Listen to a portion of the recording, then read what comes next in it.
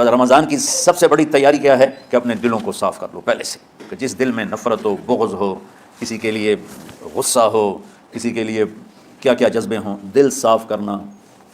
ہمارے گھروں میں روزانہ جھاڑو ہوتا ہے، یہاں مدرسے میں روزانہ صفائی ہوتی کہ نہیں ہوتی؟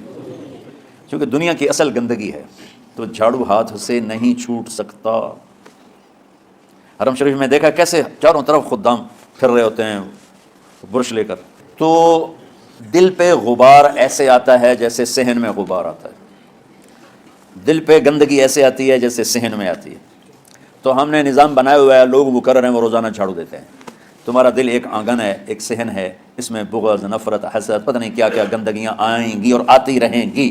بچوں ایک کام کرو، جھاڑو پکڑ لو، صاف کرو۔ یا اللہ معاملہ تجھ سے کرنا ہے، لوگوں سے نہیں۔ کسی نے برا کہا، کسی نے غیبت کی، کسی نے گالی دی، کسی نے دھکا دیا، کسی نے حق مارا، کسی نے کچھ کیا، یا اللہ تیرے سپرد میں نے اپنے دل کو سب سے صاف کیا، میں نے اپنے دل کو سب سے صاف کیا۔ یہ اتنی بڑی عبادت ہے کہ بڑے بڑے نفلوں والے، تہجد والے، حج عمرے روزے والے تمہیں نہیں پکڑ سکیں گے، کیونکہ اس کا کرنے والا دنیا میں کوئی نہیں ہے۔ نفل پڑھنے والے تو بے شمار ہیں، عمرے کرنے والے بے شمار ہیں، علماء بے شمار ہیں، حاجی بے شمار ہیں، سخاوت کرنے والے بے شمار ہیں، لیکن اس ٹکڑے کو صاف کرنے والا لاکھوں میں ایک بھی نہیں ہے۔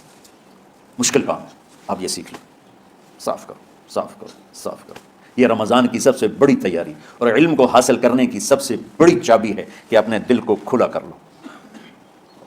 کوئی چیز خالی ہوگی تو کچھ آئے گا۔ جس دل میں بغض بھرا ہو، نفرت بھری ہو، حسد بھرا ہو، کینہ بھرا ہو، اس میں خاک آئے گا، اس میں تو علم کی ایک کرن بھی نہیں آئے گی۔ اس زبان سے چاہے جتنے مرضی موتی بکھیرے، دل اس کا اندھا ہوگا۔ لا تعمل الابصار ولكن تعمل القلوب التي في الصدور۔ یہ آنکھوں سے اندھے نہیں، دل سے اندھے ہیں۔ تو بچوں اپنے دل کو صاف کرنا سیکھو۔ وہ کتنی مشہور حدیث ہے، آپ نے کہا اس دروازے سے ایک جنتی آ رہا ہے، تو ایک انصاری صحابی داخل ہوئے، جوتا ہاتھ میں، داڑھی میں وضو کا پانی۔ اگلے دن اس دروازے سے ایک جنتی آ رہا ہے، تو ایک صحابی آئے، ہاتھ میں جوتا، داڑھی میں وضو کا پانی، وہی صحابی۔ اگلے دن اس دروازے سے ایک جنتی آ رہا ہے، تو وہی صحابی 3 دن جنت کی بشارت لی انہوں نے۔ اس صحابہ کی جماعت میں ایک شخص ہیں جن کا نام ہے عبداللہ بن عمرو بن عاص۔ ان سے بڑا عبادت گزار صحابہ میں کوئی نہیں تھا، نہ سابقین میں، نہ متاخرین میں، نہ پہلوں میں، نہ بعد والوں میں۔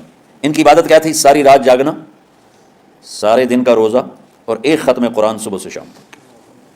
اتنی اللہ نے طاقت دی تھی۔ پھر وہی غلوف والی بات آ گئی، ایکسٹریم ہونے والی بات آ گئی۔ ان کی شادی والی رات حجلہ عروسی میں داخل ہو رہے ہیں، دلہن کے کمرے میں داخل ہو رہے ہیں، اور مصلی بچھا کے اللہ اکبر، اور دیر نفل تے نفل، دیر نفل تے نفل۔ ان کی بیگم نے دیکھا تو وہ بھی خیر کا زمانہ تھا، انہوں نے بھی وضو کیا اور پیچھے مصلی بچھا کے وہ بھی فجر تک نفل پڑھتے رہے۔ صبح ہوئی تو حضرت عمر بن عاص رضی اللہ عنہ نے پوچھا بیٹی رات کیسی گزری؟ کہا جی ماشاءاللہ آپ کے بیٹے تو بڑے عبادت گزار ہیں، ساری رات نفلوں میں ہی گزری۔ تو وہ ان کو شکایت کر دی۔ حضرت عمر بن عاص کو اتنا غصہ چڑھا، وہ بیٹے کو تو کچھ نہیں کہا، کتنی حکمت کی بات ہے، سیدھے گئے اللہ کے نبی کے پاس، یا رسول اللہ یہ عبداللہ دیکھیں کیسا نادان ہے، اس کی شادی کی ساری رات نفل پڑھتا رہا۔ تو آپ کہتے ہیں ماشاء اللہ کتنی بڑی بات ہے، نفلوں میں گزر گئی، رات بھی نفلوں میں گزر گئی۔ تو آپ نے حضرت عبداللہ بن عمر کو بلا کے ڈانٹا کہ تو نے مہینے میں 3 دن روزے رکھنے ہیں، بس اس سے زیادہ نہیں رکھنے، اور ہفتے میں 1 قرآن ختم کرنا ہے۔ کہا یا رسول اللہ میرے اندر طاقت زیادہ ہے۔ پھر اچھا 15 دن روزے رکھنے ہیں، کہنے میرے اندر طاقت زیادہ ہے۔ آپ اس کو تھوڑا تھوڑا کر کے گھٹاتے رہے، اور وہ ہر دفعہ نہیں یا رسول اللہ میرے اندر طاقت زیادہ ہے۔ تو آخر میں آپ نے کہا چلو 100 میں داؤدی پہ آ جاؤ، 1 دن روزہ رکھو، 1 دن افطار کرو، اور 3 دن سے پہلے قرآن ختم نہیں کرنا۔ تو آپ نے اس کو پیچھے کیا۔ یہ بیٹھے تھے اس محفل میں، ان کے دل میں آیا کیا یہ بزرگ مجھ سے زیادہ عبادت کرتے؟ رات میں ساری جاگتا ہوں، دن روزہ رکھتا ہوں، 1 ختم کرتا ہوں، تو جنت کی بشارت تو مجھے ملنی چاہیے تھی، ان کو کیسے مل رہی ہے؟ یہ کسی کتاب میں نہیں لکھا کہ یہ ان کا جذبہ تھا، لیکن جو کہ میں ان کی سیرت کو جانتا ہوں تو مجھے خیال آتا ہے کہ ان کی نفسیات میں یہ بات آئی ہوگی، کیونکہ صرف انہیں کو خیال آیا کہ میں جا کے دیکھتا ہوں کہ یہ بزرگ کیا کرتے ہیں۔ تو ان کے پاس پہنچ گئے، چاچا ذرا، وہ ادھیڑ عمر تھے، چاچا وہ میرے ابا تھوڑے ناراض ہیں، تو کچھ دن آپ کے پاس گزار لوں کا، بیٹا بسم اللہ آ جاؤ۔ اب رات ہوتے ہی عشاء کی نماز پڑھ کے انہوں نے جلدی سے چادر اوپر لی اور یوں سرا کر کے ان چاچے کو دیکھنے لگے ایسے کر کہ اب یہ کیا ساری رات سجدہ کرے گا، اور ساری رات روتے روتے روتے روتے مصلی گیلا ہو جائے گا، یا ساری رات رکوع کرے گا، ساری رات قیام کرے گا، ساری رات قرآن پڑھے گا، اس تصور سے یوں دیکھ رہے۔ اور وہ بزرگ صحابی تشریف لائے، سرانے پہ سر رکھا، اللہم بسمک اموت و احیا، ہو گئے۔ اب یہ دیکھ رہے ہیں ابھی اٹھیں گے، ابھی اٹھیں گے، ابھی اٹھیں گے، اٹھے فجر کی اذان پہ اٹھے۔ اب یہ تو حیران پریشان ہو گئے کہ یہ کیا ہو؟ اس زمانے میں تو منافق تہجد نہیں چھوڑتے تھے ڈر کے مارے کہ پتہ نہ چل جائے ہمارے کفر کا. تو یہ چاچا جنت بھی لے گیا تو ستا بھی پیا کہ چلو کل دیکھوں گا. اگلی رات پھر چادر سر پہ کر کے اور یوں سراخ کر کے لیٹے ہوئے اور دیکھ رہے. چاچا پھر تشریف لائے اور سرانے پہ سر رکھا، اللہم بسمک اموت و احیا، ہو گئے. فجر کی اذان پہ اٹھے. یہ اور پریشان ہو گئے کہ میرا نبی کا فرمان تو سچا ہے، اس میں تو شک بھی کفر ہے، لیکن عمل کیا ہے جس پر اس کو جنت کی بشارت ملی؟ 2 رکعت نفل بھی نہیں. اور آج کے دور میں تم میں سے ماشاءاللہ اکثر بچے تہجد پڑھتے ہیں کہ 1 رات اور دیکھوں گا. تیسری رات اللہم بسمک اموت و احیا، ہو گئے ساری رات. تو تیسری رات پھٹ پڑے عبداللہ بن عمر، کہنے لگے چاچا میری ابا سے کوئی لڑائی نہیں تھی، 3 دن میں تیرے بارے میں سنتا رہا، جنتی جنتی جنتی. میں دیکھنے آیا تھا کہ آپ کیا کرتے ہیں.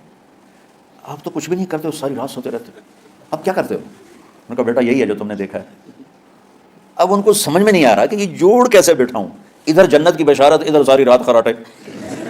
اب یہ اس میں جوڑ کیسے بٹھاؤں؟ نبی کی بات تو غلط ہو نہیں سکتی.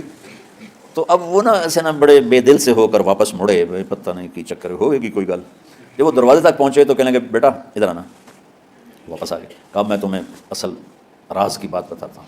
کہا کیا ہے کیا ہے؟ تو یہاں ہاتھ رکھا، کہا یہ جو دل ہے نا اس میں کسی انسان کی نفرت نہیں. ہاں ہاں ہاں ہاں. اور جب اللہ کسی کو رزق دیتا ہے، عزت دیتا ہے، مجھے کبھی حسد نہیں ہوا، مجھے خوشی ہوتی.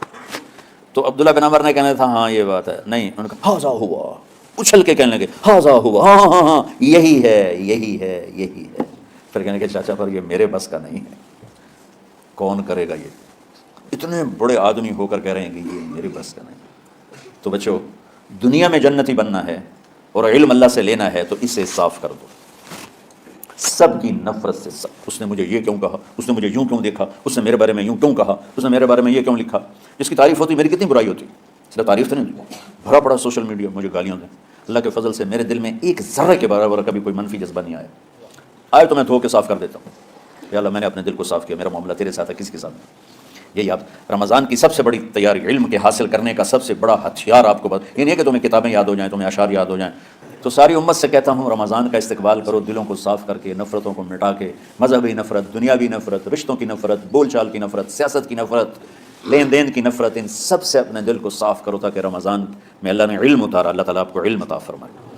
اور باقی لوگ جو عام دنیا میں زندگی گزار رہے ہیں ان کے دلوں میں اللہ رمضان کا نور اتارے اور اپنے اور ہدایت کا نور اتارے. یہ سب سے بڑی تیاری ہے اس کی. اور کسی سے گلہ ہے، غصہ ہے، ناراضگی ہے، کسی سے بولتے نہیں ہو، اب اس سے شعبان آ چکا ہے، آپ شعبان سے رمضان کی تیاری شروع فرما دیتے تھے. تو اس کی تیاری کیا ہے؟ وہ دلوں کو صاف کرو، معاف کرو، معافی مانگو. تمہارا قصور نہیں پھر بھی معافی مانگ لو، دلوں کو صاف کرو اور اپنے اور اللہ سے سخاوت مانگو کہ اللہ کو سخی بھی پسند ہے اور صاف دل والا بھی پسند ہے.